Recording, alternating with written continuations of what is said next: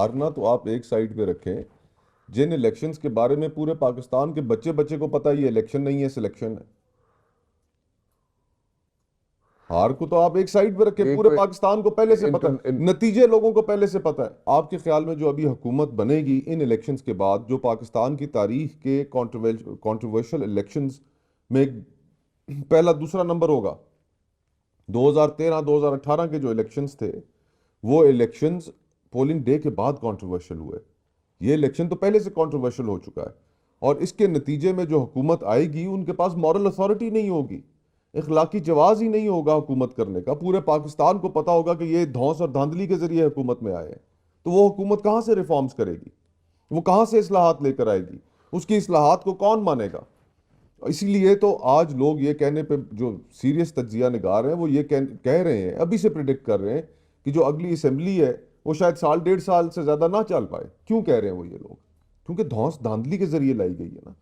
आज देखें ना राना भाई, पहले खबरें लोगों के पास दिनों में पहुंचती थी, फिर लोगों के पास खबरें घंटों में पहुंचनी शुरू हुई, अब मिनटों और सेकंडों में लोगों के पास खबरें पहुंचती हैं। अब वो गांव देहातों में भी जिनके पास टच फोन है वो रोज रात को बैठ के यूट्यूब पे तज्जिए सुनते हैं। अब वो जमाना चला गया है।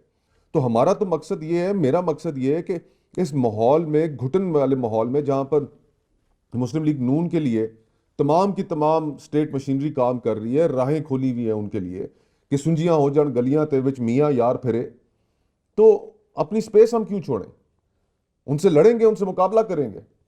मैं दो हलकों के अंदर इसीलिए मैदान में उतरा हूं, मेरी जहां तक बसात है मैं मुकाबला करने की कोशिश कर रहा हूं कि मैं क्यों रास्ता दूं इनको, मैं क्यों कबूल करूं इनकी हेजमनी।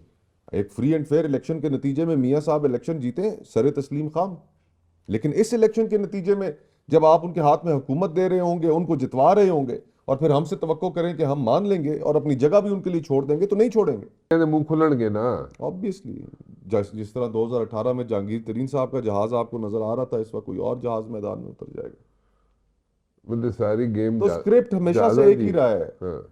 स्क्रिप्ट हमेशा से एक रहा है, सिर्फ किरदार बदल जाते हैं। हीरो और विलन जो है ना, कास्ट चेंज वो हो जाती कास्ट चेंज हो जाती है। जहां तक 47 का ताल्लुक है, तो मैं ये समझता हूं कि अभी भी लोगों के अंदर रुझान नून लीग की तरफ बिल्कुल नहीं है।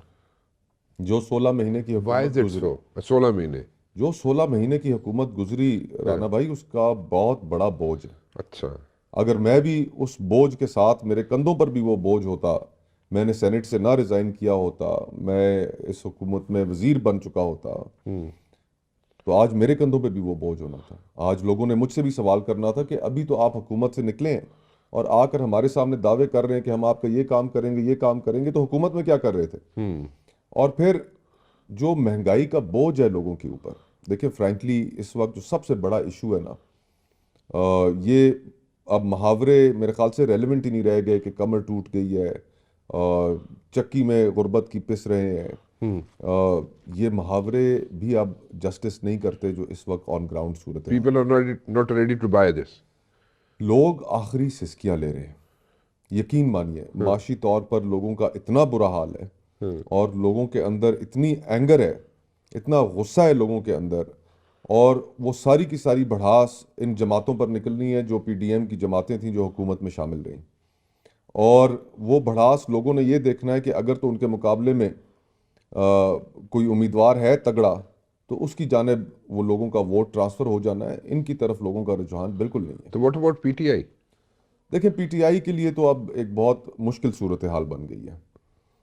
उनके कैंडिडेट्स का पता नहीं है, उनके निशानात का पता नहीं है, फिर कैंडिडेट्स उनके कैंपेन कर नहीं पा रहे। वो election day polling Shoaib Shaheen तो कर रहा है। कर तो रहे हैं, लेकिन अब देहातों में आप देखें, देहातों का एक बड़ा डिफरेंट माहौल होता है। हम्म। वहां पर लोग कहते हैं जी जिसका हमें घर ही नहीं पता, तो उसको हमने वोट देने जाना है। तो शोएब शाहीन ने कर नहीं होते। नहीं, देखे ना, देहातों में तो आपको पता है धड़ेबंदी की सियासत होती है, हाँ। एक दूसरे के साथ गमी खुशी की सियासत होती है। हाँ। आपको बहुत कुछ करना पड़ता है, और लोग ये तवक्को करते हैं कि आप 24 घंटे उनके साथ खड़े रहेंगे। हाँ। तो वो बैकग्राउंड ना होना, वो उनको नुकसान मिल रहा है, शहरों में उनको फ़ायदा मिल सकता है। अच्छा। और मैं समझता हूँ कि शहरों में मेरा और शोएब शाहीन साहब का मुकाबला होगा।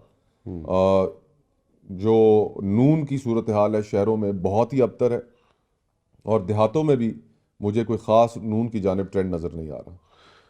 What difference can you make, you know? Senate छोड़ दी, सेनेट की सीट छोड़ दी, पार्टी छोड़ दी, पीपल्स पार्टी छोड़ दी, ये जो आया था 16 माह की हुकूमत चली, उसमें as far as I know आपको एक बड़ी अच्छी सॉलिड ऑफ़र भी थी कि आप आ सकते हैं, ज्वाइन कर सकते हैं, वो नहीं की। अभी आप फिर दोबारा नेशनल असेंबली में, और अभी जो पंडिट्स हैं वो कह रहे हैं, जनाब के पॉलिटिकल पंडिट वो कहते हैं जनाब के शायद जड़ा हुकूमत वैसे तो खैर आम गल होंदी है सिगार सर ला के जी राती नवा काम शुरू हो जाता है ना हाँ कि जनाब हुकूमत अली बड़ी नहीं होंदी तो हाँ पहले कहते हैं जी 3 महीने बाद डिग जाएगी। जी हाँ खैर एनीवेज वो भी एक यहाँ पे चल रही है सारी डिबेट कि जनाब हुकूमत शायद ज़्यादा अरसा ना चल सके। तो आप इतने थोड़े अरसे के लिए सारी चीज़ें छोड़ के 16 माह भी छोड़ दी आपने, जो भी मिनिस्ट्री मिलनी थी वो भी छोड़ दी, सेनेट की सीट भी छोड़ दी, उस वक्त भी आपके पास अच्छा खासा मतलब कि स्टैंडिंग थी, पीपल्स पार्टी छोड़ दी, अब पता क्या डिफरेंस आप बना लेके आ सकेंगे? देखिए राना भाई, मैंने आज़ाद इलेक्शन लड़ने का फ़ैसला ही इसलिए किया कि आज जो सियासी जमातें और कायदीन हैं उनके अंदर एक रेस लगी हुई है कि कौन लाडला पहले बनता है, किसको कबूलियत का शर्फ हासिल होता है, किसको बैसाखियाँ मिलती है। अवाम की तरफ उन्होंने देखना छोड़ दिया है। जमातों के अंदर ख़ानदानों की बादशाहतें हैं, इख्तलाफ राय की जमातों के अंदर कोई गुंजाइश नहीं, इस्लाहात पर कोई गुफ्तगू नहीं। और ये वो वजूहात हैं कि जिनकी बुनियाद पर मैंने ये फ़ैसला किया कि मैं इलेक्शन आज़ाद लड़ूंगा। और मैंने ये भी फ़ैसला कर रखा है कि इंशाअल्लाह अगर मैं इलेक्शन जीतता हूँ, 8 तारीख को इस्लामाबाद के लोग मुझे मौका देते हैं, मुंतखब करते हैं, अपनी नुमाइंदगी का शर्फ बख्शते हैं, तो उसके बाद भी मैंने कोई सियासी जमात ज्वाइन नहीं करनी। क्योंकि अपनी सियासी जमात बढ़ानी है। राना भाई, किसी भी जमात को ज्वाइन करना यकीन मानिए अपने आप को गुलामी में देने के मुतरादिफ है। अच्छा, मैं इंडिपेंडेंटली बैठूंगा नेशनल असेंबली में, जो कानून पाकिस्तान के हक में होगा, अवाम की फलाह के लिए होगा, मुझे किसी को कहने की भी ज़रूरत नहीं पड़ेगी, मैं उसके लिए वोट करूंगा।